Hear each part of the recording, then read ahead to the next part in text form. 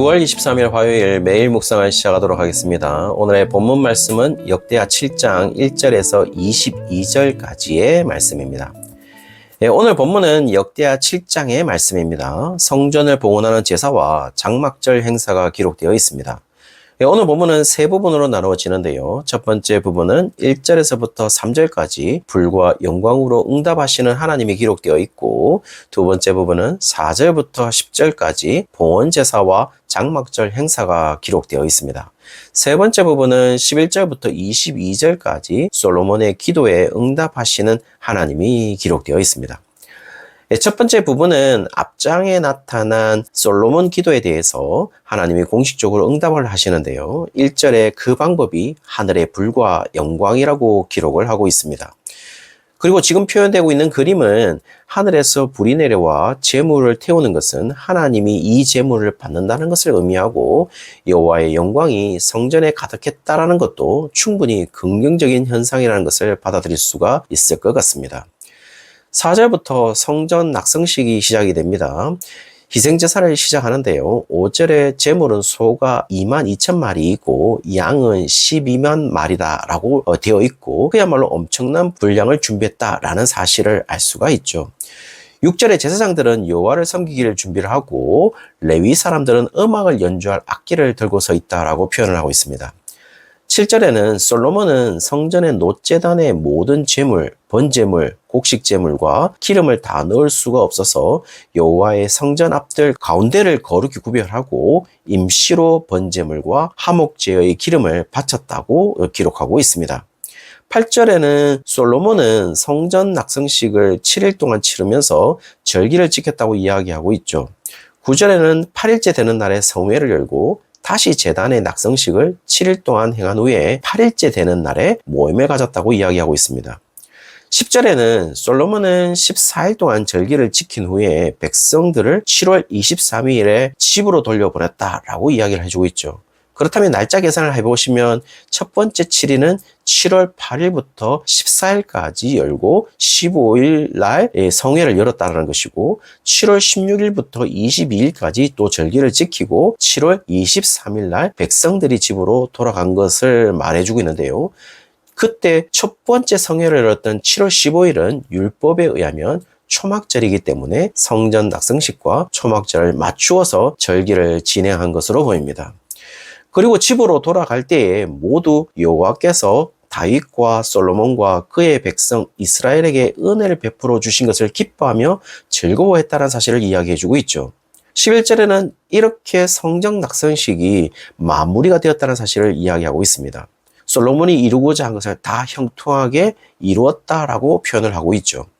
12절부터는 여호와께서 솔로몬에게 나타나셔서 6장의 기도 제목에 대한 응답의 내용을 담고 있는데요. 13절에 비를 내리지 않거나 메뚜기 떼로 인하여 농사가 망치게 되거나 백성들이 전염병으로 고생하게 될 때에, 14절에 하나님의 백성들이 자기들이 한 일을 뉘우치고 기도하고 자신의 길을 돌이키면 여호와께서 하늘에서 그들의 기도를 듣고 그들의 죄를 용서하고 땅을 고칠 것임을 이야기하고 있죠. 16절에는 여호와 하나님이 성전에 계실 것임을 이야기하고 있고, 17절은 다윗과 같이 여호와의 명령과 율법과 규례를 지킨다면 18절에 왕위가 견고할 것이고 다윗의 왕조가 끊어지지 아니할 것임을 이야기하고 있습니다.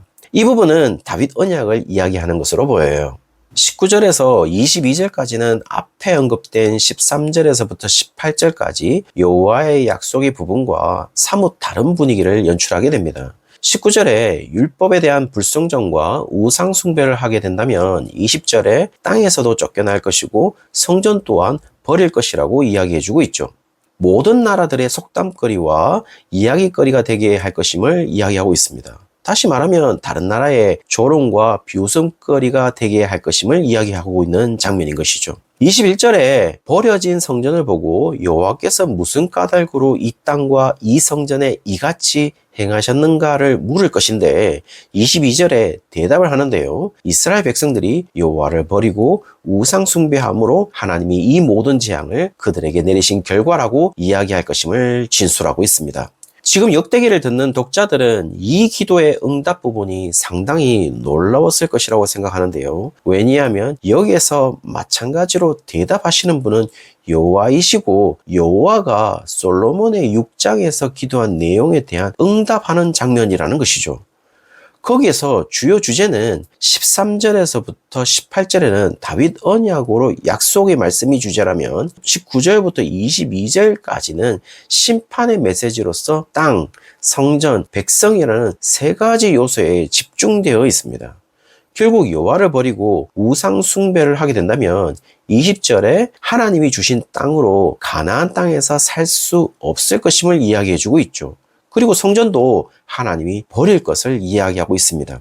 쉽게 이야기한다면 성전이 파괴될 것임을 이야기하는 것으로 보여요. 그리고 이스라엘은 다른 민족에게 속담거리와 이야기거리가 될 것임을 이야기함으로써 사실 역대기를 듣는 독자들은 이 사실들을 다 경험하게 되는 것이죠. 왜냐하면 이들은 지금 하나님이 주신 가나안 땅에서 쫓겨나서 바벨론에 포로되었다가 고레스 칙령에 의해서 돌아가는 백성들이고 이미 바벨론에 의해서 성전이 파괴되었고 이들이 끌려가기 전에 북이스라엘은 아수르에게 멸망했고 남유다는 바벨론에게 멸망당함으로 말미암아 하나님의 나라라고 할 수 있는 북이스라엘과 남유다가 세상의 나라에 멸망을 했으니 다른 민족들에게 가십거리가 되지 않을 수가 없었을 것입니다. 그러나 솔로몬이 하나님으로부터 받은 응답은 이것이 전부가 아니었어요. 적어도 응답의 내용은 단순하게 멸망하는 나라에 대한 이야기를 하고 있는 것이 아니라 다윗 언약의 당사자로 하나님과 다윗과 그 후손을 이야기하고 있기 때문인 것이죠. 18절에 나타난 다윗 언약이라고 하였을 때 다윗과 같이 하나님이 주신 명령과 율법과 규례를 잘 지킨다면 이스라엘의 왕위가 견고하고 다윗의 왕조가 끊어지지 않을 것이라고 했을 때 21절에 이야기하고 있는 것처럼 솔로몬이 지은 성전은 높다고 이야기할 수 있겠지만 실제로 역대기를 듣는 독자들은 이미 하나님이 선택하여 거룩하게 해서 거기에 머물겠다고 약속한 성전은 파괴된 상태인 것이죠. 그리고 자신들은 하나님이 출애굽해서 약속한 그 땅에 뽑혀서 다른 나라에 쫓겨 살아본 자들인 것이죠. 그리고 자신들을 보았을 때 도저히 축복을 받은 백성이라고 생각할 수가 없었을 정도였을 것입니다. 세상 나라 여러 이방인들과 다를 바 없고 오히려 세상 나라가 훨씬 힘 있는 그런 상황에 놓여 있어서 자신들은 비웃음거리가 된 상황에 놓여 있다고 생각할 수도 있을 텐데 지금 분명 그들은 실패한 인생을 살고 있다고 생각할 수도 있겠지만 하나님은 자신과 언약을 맺은 백성은 지금 이 성전을 알고 있고 다윗 언약을 알고 있는 너희들 뿐임을 이야기해주고 있죠. 만약 이 언약을 알지 못한다면 지금 자신들이 무엇을 해야 하는지 전혀 알지 못했을 것입니다. 따라서 역대기 독자들은 제2차 포로로 귀환하면서 자신들이 예루살렘이라는 땅으로 다시 돌아와서 자신들이 여호와와 맺은 언약의 대상자라는 사실을 몰랐다면 다윗 언약을 몰랐다면 무엇을 해야만 하는 사람인지를 전혀 몰랐을 것입니다.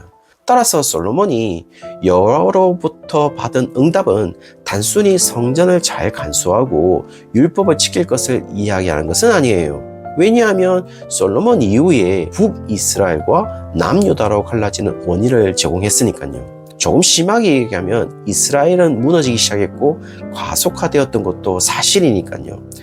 따라서 지금 역대기를 듣는 독자들에게 솔로몬은 그렇게 했지만 3절 마지막 부분에 여호와는 선하시고 그 인자하심이 영원하시다는 것은 단 한 번도 하나님은 자신의 선하심과 그의 인자하심을 약속의 대상자에게서부터 멈춘 적이 없으시다는 것을 이야기하면서 다윗 언약을 하나님은 지키실 것을 이야기해주고 있죠.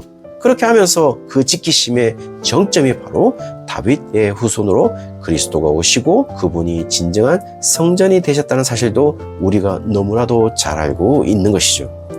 그래서 지금 역대기 독자들은 다시 그리스도의 예표가 될 수 있는 성전을 제공해야 하는 것이고 그 성전은 솔로몬 성전이 아니라 하나님이 임재해 계시는 성전을 재건할 것을 이야기하고 있다라는 것입니다. 사랑하는 성도님들, 우리가 세상 사람들과 동일하게 삶을 살아간다고 생각하지 말아 주십시오. 여전히 우리는 다윗 언약의 대상자이고 그 언약의 혜택을 누리는 자들인 것이죠. 그렇다면 하나님이 임재하시는 성전으로 머리 대신 그리스도와 지체된 우리가 함께 성전을 재건해야 되지 않을까요? 오늘 하루가 그런 성전을 재건하는 날이 되시기를 주의 이름으로 축원합니다.